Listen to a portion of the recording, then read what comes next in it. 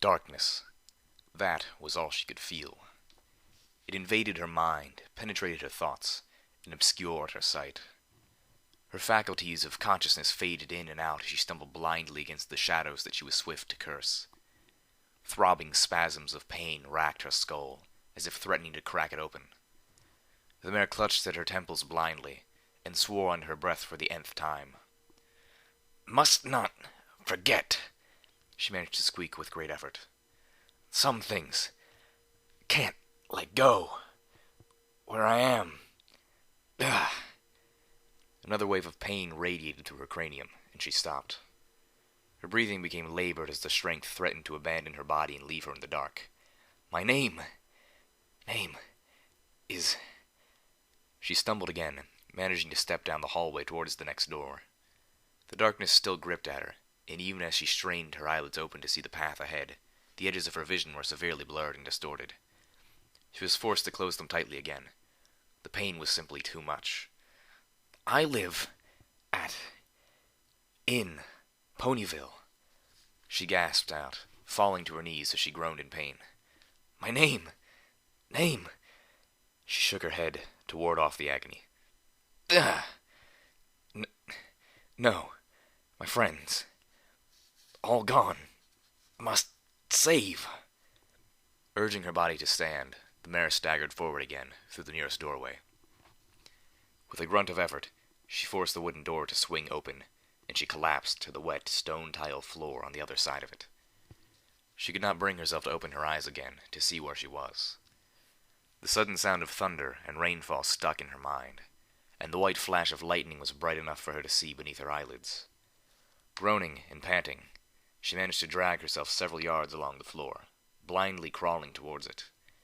She was rapidly losing her will to go on. Every fiber of her being screamed at her to stop this madness and give up.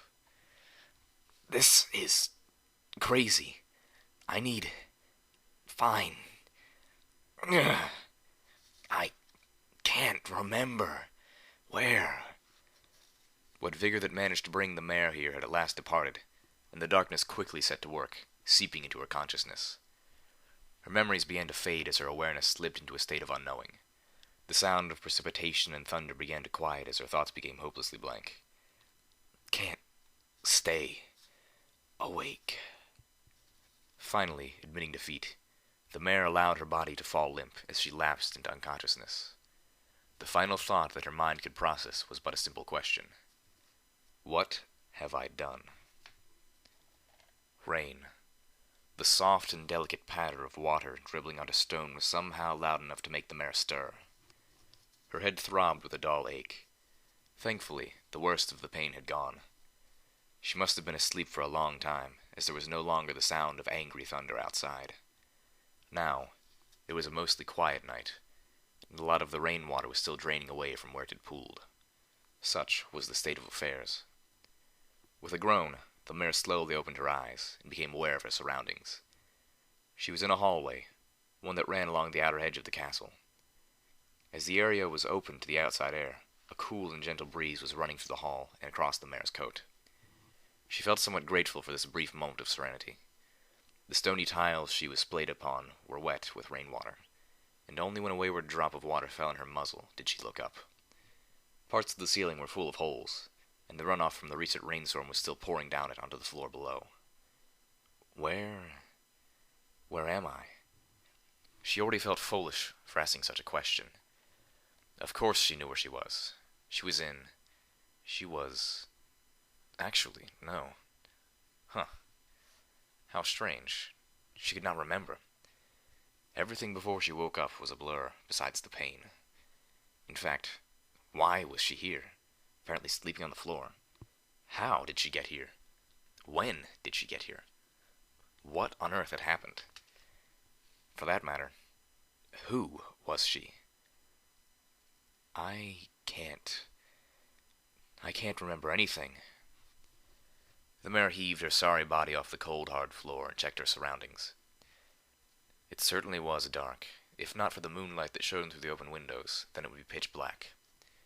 Instead, it just felt ominous. She shivered a bit. It's not that the dark scared her much. It just felt really cold in here for some reason. The constant blowing of the wind may have contributed to that. She took an indecisive hoof step forward, which made a tiny splash in a puddle of water that had collected on the floor. A bit startled at feeling the wet sensation on her frontal hoof, she turned to stare down on what she stepped in. A puddle of water. Nope, that's nothing odd or unusual, except... Hang on. Are these... petals? Floating tenderly on the surface of the puddle were 4 tiny pink petals. From what flower, the mare had no idea. A few other petals of the same variety were nearby, resting nice and dry on the stone floor. Something else caught the mare's attention as well when she gazed at the puddle. Her own reflection. By the moon's faint white glow, she could make out her features. She was a mare, of course, with a disheveled-looking purple coat and darker purple mane and tail. A stripe of pink went through her mane as well. From out of her mane, she saw a conical-shaped horn protrude from her forehead. She reached up with a hoof to feel it, and to her surprise, it glowed slightly at the touch. So, that's who I am? A unicorn, I think. Yes. She tried to place a name to the face. Any name. She scoured every recess of her mostly empty mind for an answer to this riddle, but it eluded her all the same. The mare felt frustrated, her face contorted in anger as she slapped the puddle and muddled up the reflection. She couldn't remember anything. Why? Why couldn't she remember? The only things that stood out in her mind were a few rather vague bits. She wasn't fully aware of their meanings, but she somehow knew that they were important. It felt like they were being cradled, protected from her memory loss. I live in Ponyville. My friends are gone. I must save them. My name is...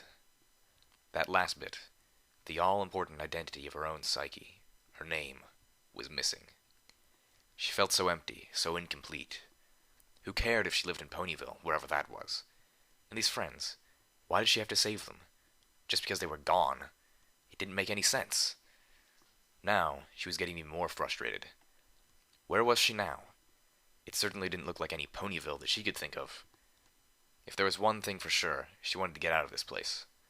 The darkness was starting to make her feel nervous. Just then, another gust of wind kicked up.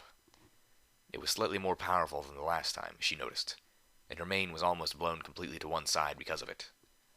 The wind gust picked up some dust and dirt along the way, blowing up a tiny cloud of detritus. And pink petals. The unicorn mare watched with a mild sense of curiosity and fascination at the way the petals flitted and swam through the air. Somehow, she felt like she should be making a special observation of this, or whatever. But it didn't matter much right now. The wind carried those alluring petals down the open-air corridor, swishing and sashaying from left to right until they disappeared out of sight into a doorway that she noticed was wide open. It couldn't have been a few dozen feet from her position. That was a bit abnormal. Unsure of the validity of the mysterious petal's guidance, she nevertheless decided that she should... Goodness gracious, she was about to follow a bunch of petals to freedom? Unbelievable. But somehow it had to be right. It's not like there was another way out of this place. Unless, of course, she was wrong, and she would just get herself lost. The unicorn dispersed the thought. There were more urgent matters to deal with. Right now, she kept a simple point in mind. Follow the trail of petals. She wasn't sure why, but when she thought about these petals, something clicked inside of her brain. The mare, for the life of her, couldn't imagine how they were significant, but she somehow knew that they were. In this instance, she decided to follow her gut. Follow the leader, I guess. Walking with uncertainty, taking small, treacherous steps at first, the mare soon found her stride. Her head still ached, though the pain was distracting at best. She still couldn't quite walk straight, or fast, but it was certainly an improvement over completely immobile. Now, if only she had a better sense of direction. She would probably be better off following these petals regardless. The unicorn trotted over to the open doorway, when she suddenly felt an odd sense of déjà vu. This door was... familiar. Somehow. Oh well. Ignoring her own feelings about the door, the mare slowly trotted inside.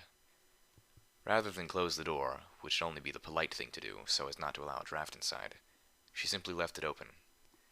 This was not laziness. She left it open so that the hallway beyond would be at least partially illuminated. Other than the light that was now filtering from behind her, casting a menacing-looking shadow inside. The hall was dark. She found herself gulping. Everything was still. Almost too still. It reeked of something nasty waiting to happen. Dark. It's really dark. Just what's in there? She gulped again. Oh well, waiting around wasn't going to solve her situation anytime soon. She stepped further into the corridor and nearly tripped over something. Ow! She yelped softly, finding herself unable to stay silent. She backed up and looked at what she stepped over. It appeared to be a cylindrical-shaped metal object of some kind. The top part of it was open, and what the mare presumed to be the cap was lying nearby. She must have accidentally kicked it open.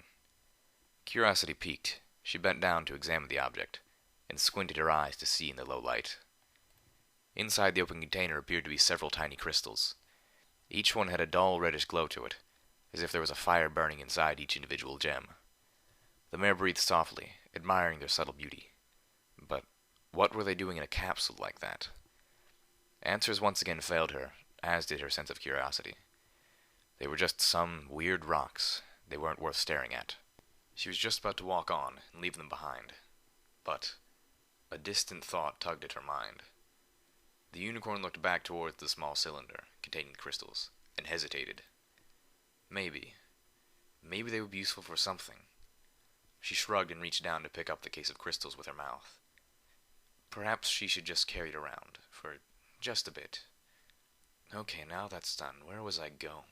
There was a sudden slam of the door behind her, ringing out with a terrible noise. The light from outside was cut off just as swiftly. She flinched with a shock and let out a small squeal of fright, accidentally dropping the metal cylinder on the floor with a hollow clang. A scream rose in the unicorn's throat and died again almost simultaneously. Her breathing quickened, her pulse raced. Who's there? What's going on? Oh, no. Fueled by adrenaline, the mare jerked her neck around to look at the door behind her. Aside from the soft light peeking from below the door, it was but a wall of darkness. But how did the door close? Who closed the door? The equine started to panic as her imagination ran wild. Anything could be out there. Rationality and logic be damned. And in her current mental state, she did the only sensible thing a scared filly in her situation would do. Curl up in a ball and cower. And that is precisely what she did. She knew nothing about the importance of dignity, and she could remember no such values anyway. From somewhere, the unicorn could hear a terrible rasping. It echoed through the pitch-dark hallway, finding its way to obstructions and reflecting in other directions entirely. She soon realized that the source of the rasps of breathing were but her own. Eschewing from the act of respiration for a moment, she strained her sensitive ears for a sound. If there was another presence nearby, surely she could hear it. From beyond the closed doorway, all she could make out was the sound of wind. The wind. The wind must have blown the door shut. She sighed with a placid relief. At least there was a plausible reason for the door slamming. Logic and reason win the day again. Still, that had truly scared her, and she was feeling more than a little tense. The darkness surrounded her, after all. She couldn't see hide or hoof of anything around her, except red. To her surprise, the crystals from the open container she had picked up, and subsequently dropped on the floor when the door slammed shut, were glowing faintly. Their dull illumination was much more noticeable than before. Having found a means of lighting, dim as it was, the unicorn mare picked up the box again, and scooped up any crystals on the floor. When she was done, she turned and slowly trotted back down the silent hallway, still keeping a firm grip on the box. By now, she was about a dozen hooves away from the now shut outside door, and the light from her crystal box was almost too dim to see a half hoof in front of her. Thankfully, after another minute, she had finally reached the end of the hallway. Another door, a wooden one with an antique handle on the front, stood on her path. And she immediately noticed the petals that rested directly at the base of the door. Well, that was easy enough. Now was not the time to celebrate just yet. It was still very dark, and the unicorn was not sure if this door would lead someplace brighter, someplace just as dark, out of the castle, or to the pits of Tartarus itself. At this point, what more could be lost or achieved? She steeled herself and put a hoof to the door and pushed. It wouldn't budge. She tried again, harder this time. It shifted slightly, so it wasn't locked. A look of grim determination appeared on the unicorn's face. Oh well, nothing ventured, nothing gained. She put all of her weight and flank against the exit, teeth biting tightly on the cylinder she strained against it. With a dreadful creaking and the sound of wood rubbing against stone, the door slowly swung open. The mare smiled victoriously, but then put a hoof to her head and moaned. All that stress made her head hurt again, and her teeth were a tad sore, too, from clenching the cylinder so hard. She managed to shrug off the pain and walked into the adjoining room, leaving the dark hallway behind. With a slight gasp, she realized that at least one of her predictions had come true. The room in here was significantly brighter, but it was still a bit murky. There were flickering candles here and there. The ceiling was adorned with large, square-shaped holes paned with glass skylights, with the moon shining down through them. And some pony who designed this place thought it would be chic to hang a chandelier as well. A large marble staircase went straight up to the center of the room, and branched off to the upper levels. If nothing else, she felt that this chamber was extremely familiar. It looks like a... What kind of room is this? And that is when she started to remember.